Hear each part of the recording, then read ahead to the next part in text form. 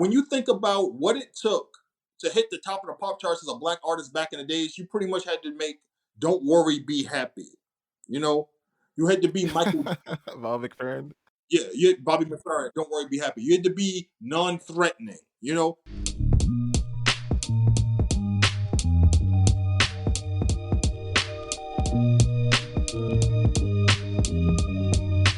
Welcome back to What Are You Saying, the realest podcast in the world, the people's podcast, where people can not only be heard and seen, but also learn and grow. I'm Osama. My name is Mohammed, and welcome back to another episode. One thing I have to ask you is the fact that yourself being a writer, and for many years, like you said, you've written for different publications, different articles, and the fact that you only got paid $150. Dart, I've been following you for a long time, and following you in your story, one thing I've always noticed is that you would post pictures late nights, different drafts, whether it's one laptop or two laptops, and you say like I have to write this, whether it's 2,000 words, 3 pages, 5 pages, and I gotta come up with money for the rent. My mom is stressed out because her son, she had this idea for me, but instead I'm just a person that's writing, and she doesn't understand my vision, my dream, and stuff, right? And you're battling all these things, and at the same time, you're trying to get respected yourself as a writer in a field where obviously you could do the cheap way and get bigger, but obviously you don't want to sell your integrity, and you rather do things the right way. You always want to do things the right way. Talk about the struggle in being a writer in this time, and talk about how yourself never losing your integrity over time did actually give you the success. Obviously, not the success you want in totally, but like you said, in the past 3 to 5 years, you are starting to make up for everything you had to go through from before. And also talk about those who often complain and feel as if they start writing one to two different whatever, they should be on top, as opposed to the grind, consistency, the struggles, the hardship that comes with being a writer, not only having to deal with the field itself, but also the family standards and expectations they have of you, and also the point where you never give up, or do you give up, and how do you take this all in? How do you fight it, and how do you stay true to yourself, knowing that you can overcome and good things will come out of it? so the way I looked at it was I made my decision uh, because I was working at CVS. I had been there for 3 years. I was turning 30, and I realized I spent a tenth of my life here. And I was one of those people that when I would work, I'd be talking to the customers and stuff like that. And like they'd ask a question or I'd answer it and they'd look at me like, why are you here? Like, why are you here? You should be doing something in the creative field.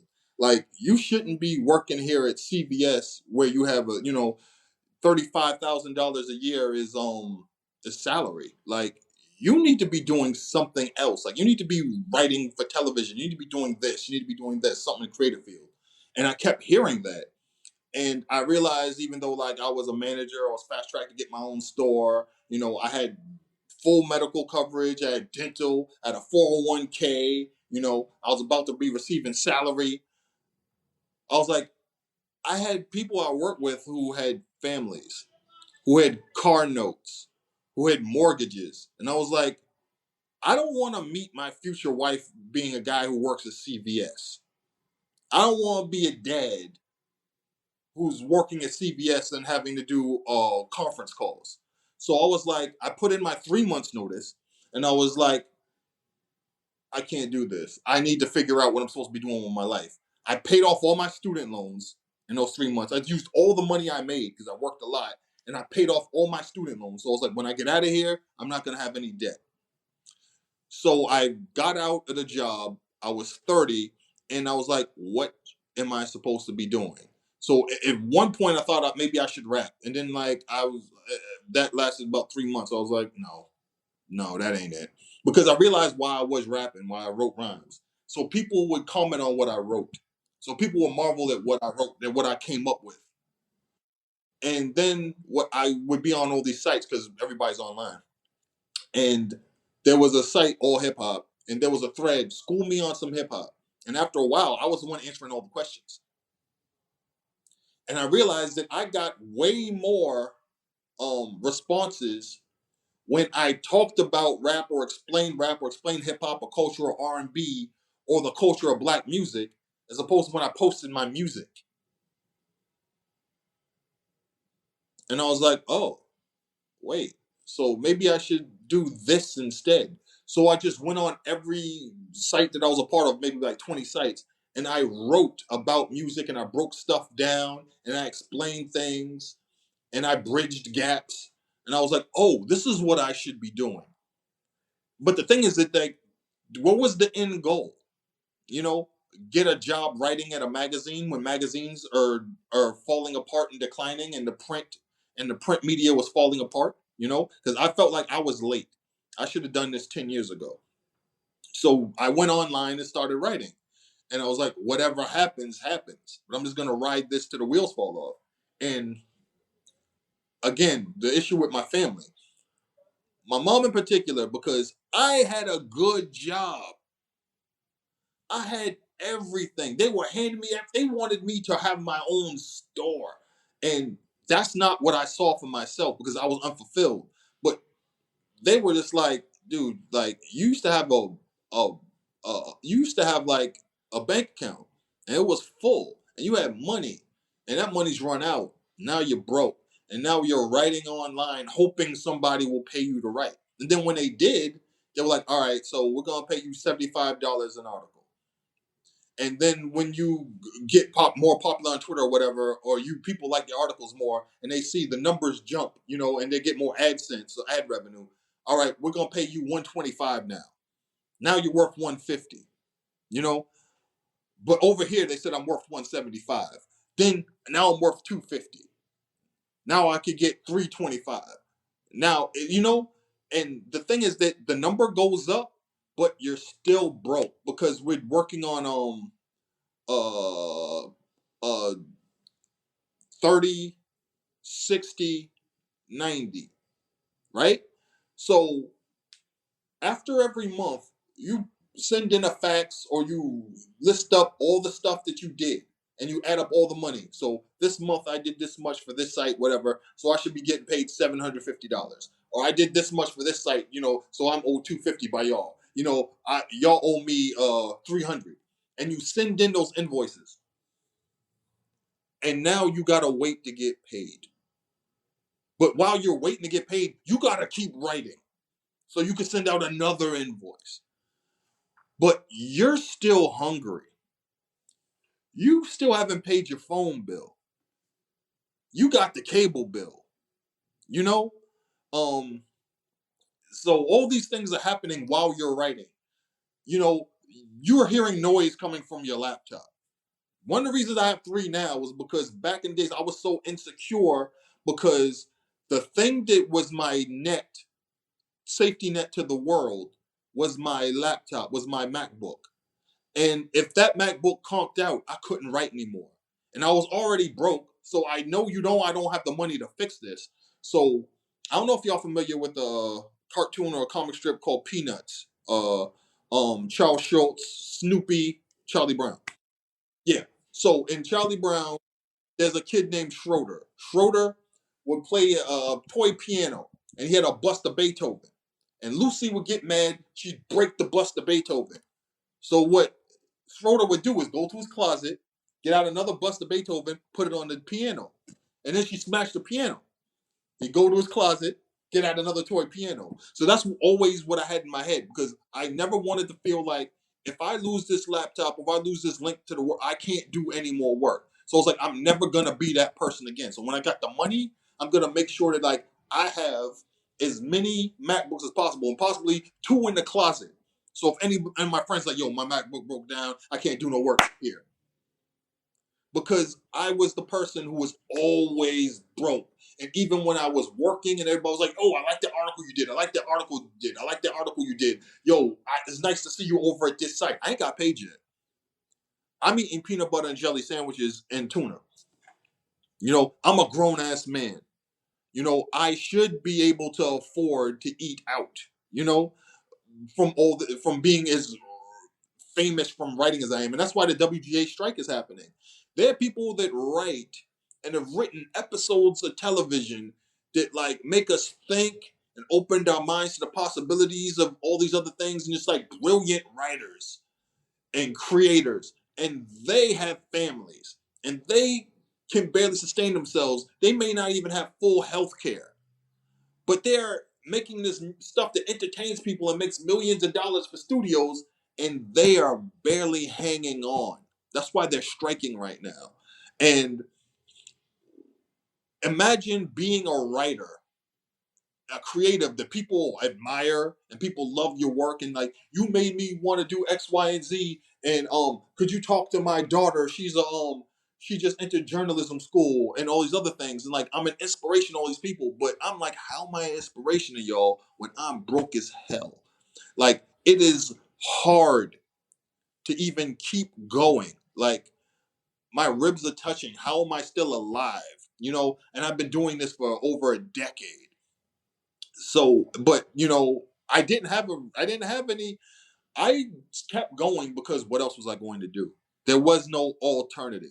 I was in it to the end. You know, thank God things started turning around. Around like 2018, I started, getting looks from people who were in film and television, people who wrote books, people like, how's this dude not signed? How's this dude not have a book deal yet? How does this not happen? And so I started getting jobs here and there. I'm writing for this spot. Complex wants me to do this list. This person wants me to fact check this.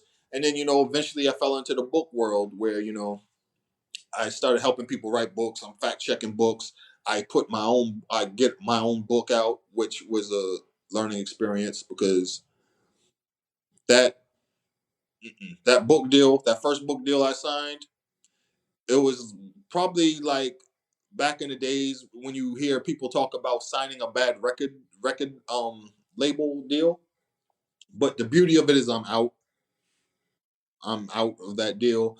But the thing is that if you've bought a book, that first book, the Book of Dirt, best damn hip hop writing ever, I don't see any money from that. Okay, I see no money from that because the publisher makes it seem like the book hasn't sold enough copies where I should be getting residuals, which is hilarious because the book unit price is $24.99. There was no promotion. If you look at the cover, they didn't spend any money on cover art.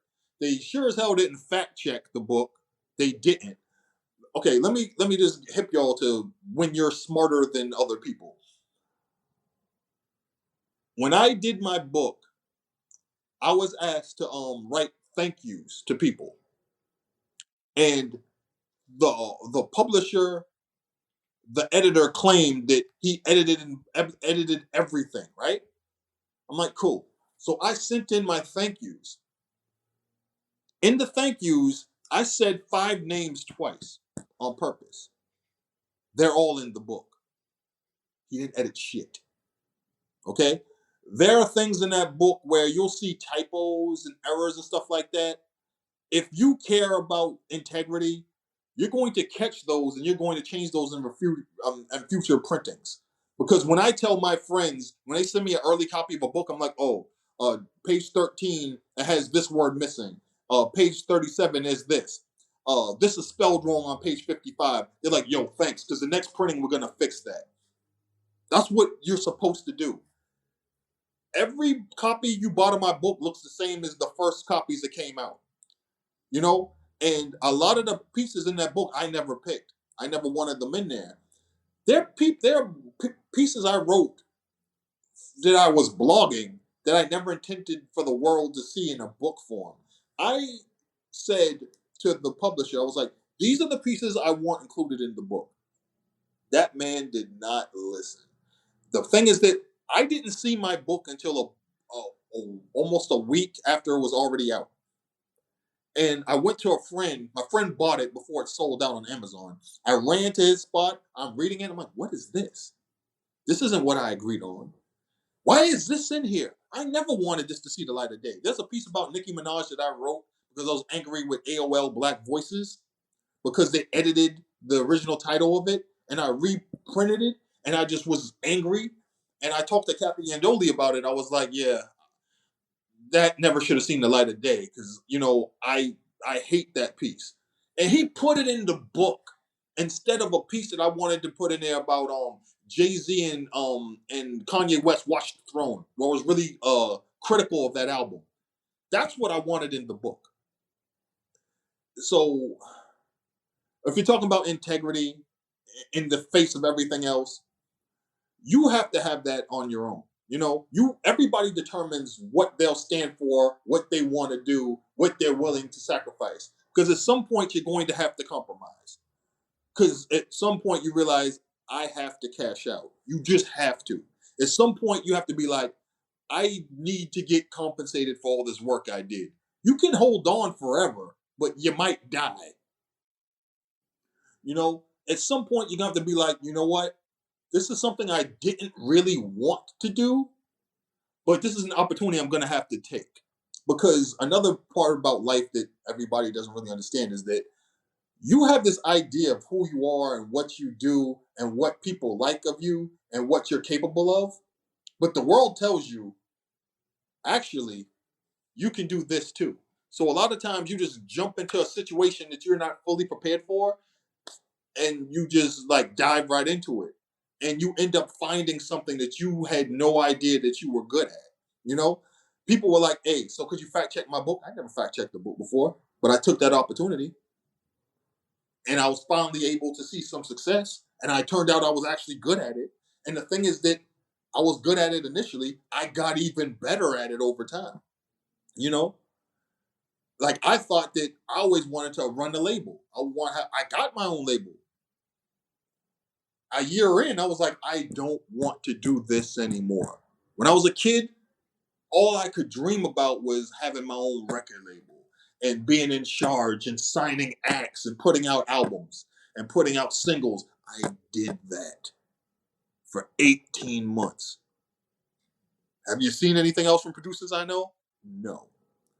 Because I found out that it wasn't what it was cracked up to be, you know? But I didn't want to go on the radio. I was like, oh, radio, I want to be on radio. Turns out I'm really good at it. And I've been on radio several times. When I did my first podcast, I was like, I don't know what the hell I'm doing. By the time it was done, I did 100 episodes and it was in 60 different countries. You know? So you never know where life is going to take you. And you always have to take opportunities, even if you think you're not prepared for them. And you have to realize that creativity doesn't confine you to one thing. I started out as a writer and I've done so many more things because I just realized that writing was a gateway to other things and other modes of expression. Yeah, it's pretty much amazing how you expounded on that and how like you didn't limit yourself. And even during the times of struggle, it created different avenues, different opportunities, and you seized it, as you said. Because even before, I remember a long time ago, you and Joe LaPuma went at it on Twitter, and I'm on the side of Dart. I'm like, how dare you talk to Dart like that and stuff, right? About the integrity over, the culture and everything. But then years later, I saw you featured in a Complex article for a best rap place and something like that. And even then, I was confused. But like how you explain it, eventually you do have to cash in for your work because at the end of the day, how are you going to survive? How are you going to eat? And either way, you're already good at your job. And there's some things that it's like you don't lose who you are as far as your value, your integrity, and stuff. It's like you have to get certain things done. And you do see the returns in different formats, whether it's through different relationships, more opportunities as far as writing, or different avenues as far as like entertainment as well. But here's what's funny about that because the complex thing, uh, I was beefing with Complex for years going back and forth. But what a lot of people don't know is that I have a lot of friends over at Complex. A lot. People that been there since day one. People were in the office. Cal, Sean Sataro, all these other folks. And when they said, "All right, we're going to do this piece about the best single or the best producer every year from 1979 on," the staff, everybody was like, we're gonna have to call Dart Adams, right? We have to call Dart Adams. You have to. You So have to. There's no other yeah, choice. yeah, you have to. You have to. So that's how I ended up getting a lot of work. Like there are people that like they might butt heads with me, hate my guts, think that I'm pretentious or all this other stuff. But if you need it done right, they know the person to come to is me. So for me standing my ground and being me for all those years, it paid off. And it had to. So that's the thing too. Like everybody doesn't have these staunch beliefs. Everybody doesn't have this belief system. Everybody doesn't have this level of integrity. Everybody doesn't have, this set of standards. You don't have to. I made my choice and it ended up working out for me, but look at how long it took. Other people have that issue. So like you can look at it like, wow, that's inspirational, or you look at it like, wow, that's sad. And either way, it's cool. I don't mind because I made my decision and I lived with it. It worked out for me. Would I tell other people to do it? Absolutely not. No. I would not tell other people to do what I did. And one of the things I learned coming up as a journalist is that one of the other things I did was I never lied about what being a blogger entailed, about being a writer and for online publications entailed.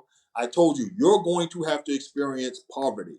You're going to have to experience pain like you never experienced. You're going to have to go a lot of sleepless nights. You're going to have to experience levels of people completely copying what you do and possibly making more money than it because they're established journalists to see what you do and like your style and like your angles, and they're going to go to Atlantic. They're gonna go to Deadspin. They're gonna go to all these places. I can't tell you how many times I've seen an article I wrote for Medium or another platform written by somebody for Gawker or another site. It's the same thing I did with a twist. And yeah, but can you stand years of that, and come out on the other end?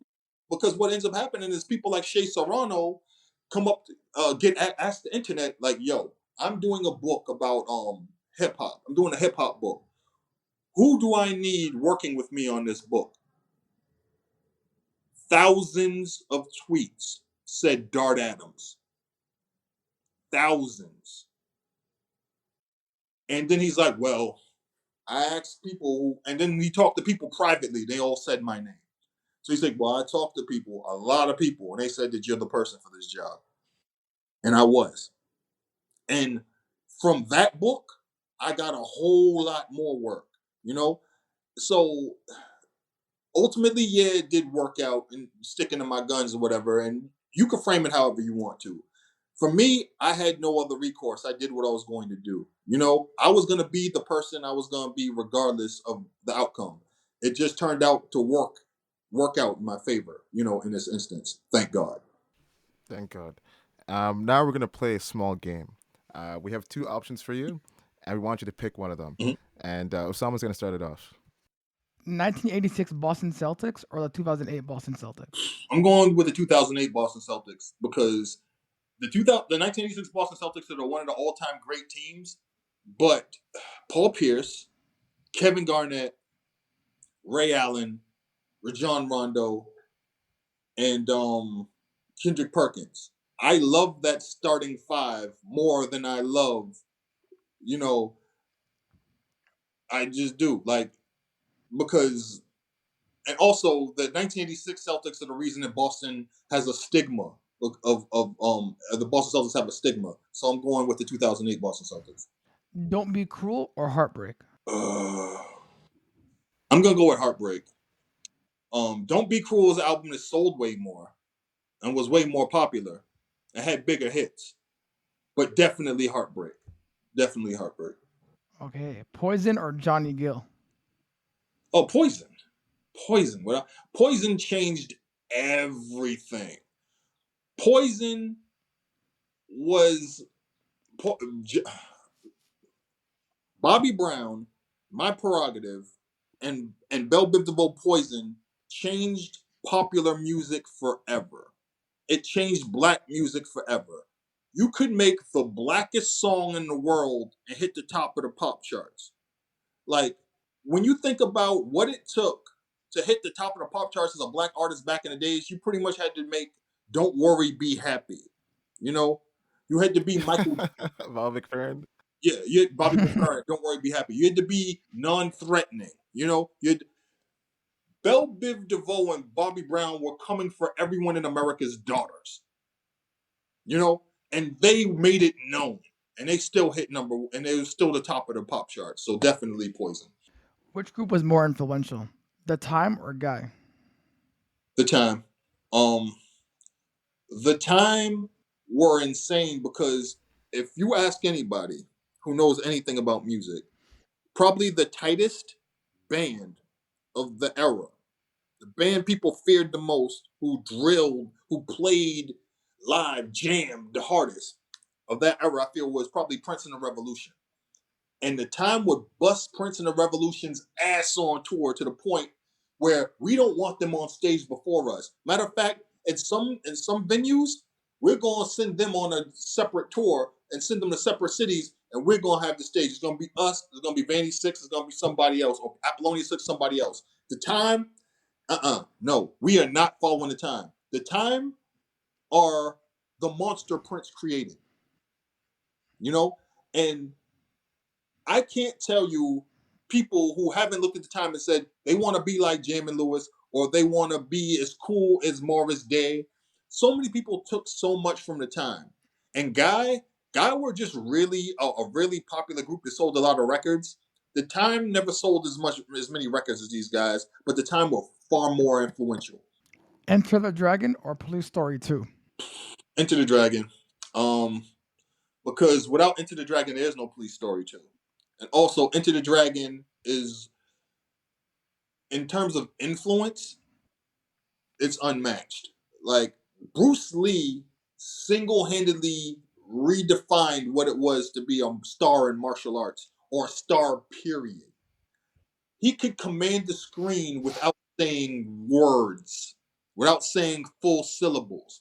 He could kick somebody, do the and do more than watching a full action sequence. And the thing is that they used to dub over. The man spoke English. They used to dub over his films. You could come out dressed like Bruce Lee in his outfits, doing the things he did on screen, and not say a word, and everybody knows you're doing Bruce Lee. So, absolutely, Enter the Dragon. WWE, Shawn Michaels versus Razor Ramon at WrestleMania 10, La Ladders match, or Shawn Michaels versus Bret Hart, WrestleMania 12 Iron match? I gotta go with WrestleMania 10. I have to go WrestleMania 10 because the only reason they did 12 is because they needed to have something that topped 10, you know? And that was a Mhm. watershed moment that made people realize the possibilities of what you could do, with a live wrestling event. And everybody was trying to figure out how the hell do we top that? And when you think about the two people in the ring, you got them at the perfect time to do that match because everybody, Mhm. people who didn't watch wrestling for a decade, were like, I need to know, I need to see this shit. So yeah, absolutely 10. Which film is better, Akira or Lensman? I'm gonna go with Akira because Akira is far more influential. Akira is adapted from a manga series that way more people were into. Because when Lensman dropped, Lensman was about a book series from back in the day. When people saw Lensman, they didn't even know it was adapted from something. You know, they found out after the fact. People didn't watch Lensman and say, "Oh, I want to see this anime based on this old book series." They saw Lensman and was like, "I just want to see this because it looks cool." Everybody wanted to see Akira because they read the manga. And it's funny because in Japan, Akira beginning in 82 or 83. I think 82. So it was a 6-year wait in Japan. We didn't start reading Akira here until 88. So it didn't come to America until around Christmas 1990. So we had to read the manga to even know what Akira was. And Akira was everyone's gateway into anime without realizing it because we saw Speed Racer, we saw like the big robot shows, Grandizer, Voltron, Saber Rider, Star Sheriffs in States, but like we didn't realize we were watching anime. We knew we were watching anime when we finally saw Akira. So Akira. Midnight Marauders or Balloon Mind State? Midnight Marauders. Balloon Mind State is an album that you appreciate after hearing the first two De La Soul albums. Midnight Marauders, you didn't even need to hear the first two Tribe albums to understand how crazy Midnight Marauders was. You know, you had to be listening to De La Soul's progression in order to fully get why Balloon Mind State is dope. Because they've been through a lot.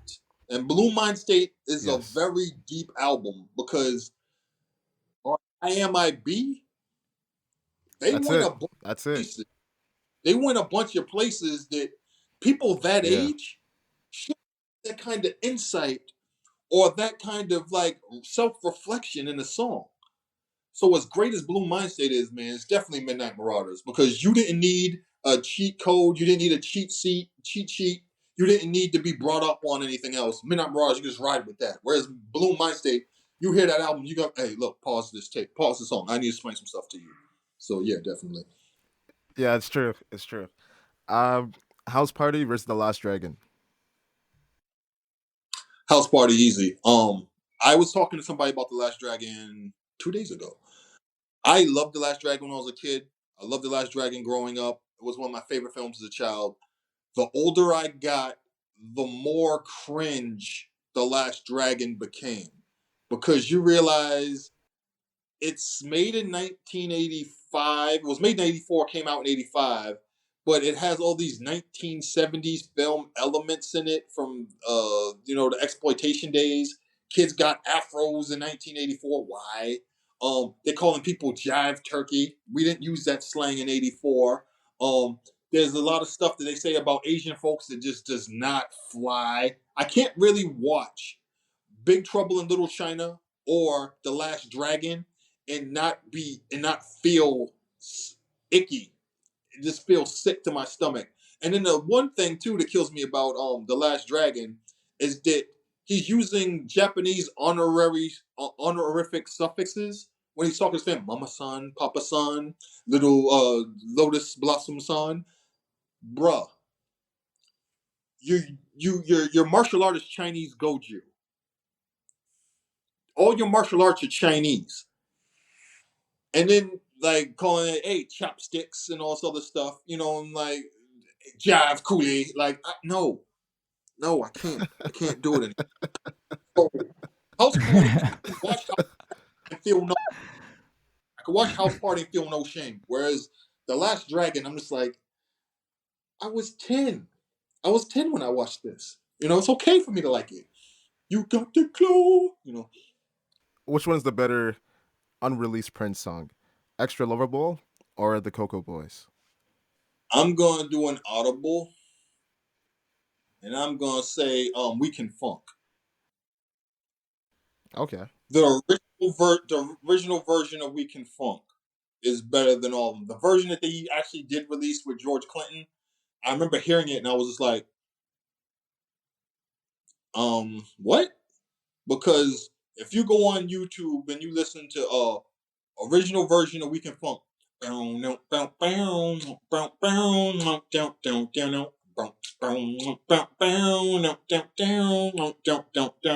the horns come in. Oh my god, that is easily one of the all-time greatest unreleased Prince songs. Easily. I mean, there's a lot of them, but that easily. Which one's a better album? Purple Rain or Sign of the Times?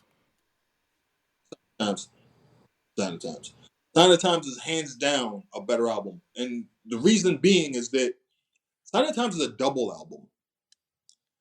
We had a discussion on Twitter. Well, also there's this thing going around where it's like they have this narrative that Notorious B.I.G.'s um Life After Death is the best double album. No, it ain't. It had skips. It had several skips.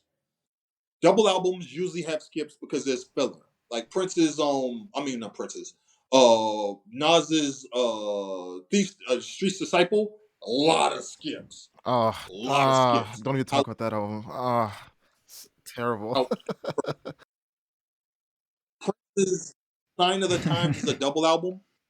I can't recall a time where I even thought of skipping a song. and I had it on cassette.